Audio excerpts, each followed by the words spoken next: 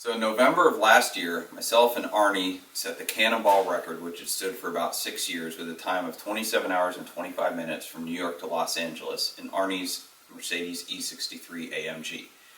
After the COVID lockdown happened, our record was broken a number of times thanks to the reduction in traffic and police presence. So, not one to be defeated, we had to go out and take it back.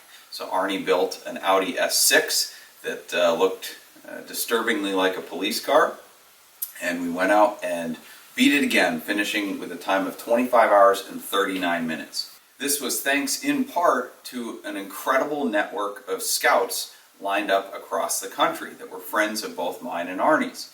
And we had about 30 scouts that were driving cars ahead of us, looking out for traffic, for hazards, roadblocks, anything like that, and we couldn't have done it without them.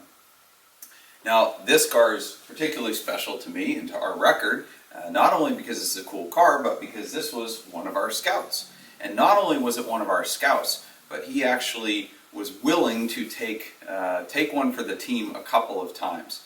We told our scouts that if they took a ticket for us so that we didn't get stuck behind a cop, because sometimes cops are on the highway for 30 miles or more driving around the speed limit, and that's an incredible delay when you're on a Cannonball run. We told them that we'd pay their tickets if they were able to distract a cop for us. And that almost came true with this 993. We were in Pennsylvania and we got stuck behind a cop shortly after we passed this 993, and we called him up frantically and we're like, hey, you got to catch up. We're behind a cop. He's going super slow. We need you to take one for the team.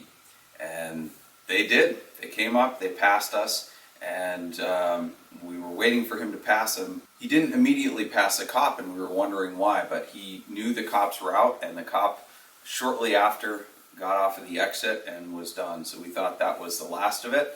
We blew by him again, but it wasn't. About 5 minutes later, we got behind another cop going really slow in the westbound lanes, and so we called him again and said, all right, now's your chance. So they caught back up to us, passed us again, and we're just about to pass the cop, and he pulls off in the median to swing back around. So thankfully we didn't end up having to pay anybody's tickets, and thankfully he didn't have anything on his record, but it was just really cool to know that the guy was willing to do whatever it took to help us achieve our record. And while we didn't want to have to pass any of our scouts 3 different times, the car is such a beautiful car with a factory Aerokit and has such a great sound that it was a pleasurable experience passing him every time that we did. And now is your chance to own this car up on Bring a Trailer Auctions. You can read all about the specs there and see more detailed photos and video on the car. Short overview, it's a 1998 Porsche 993 Carrera 2S Aerokit, so it's a wide body but rear wheel drive.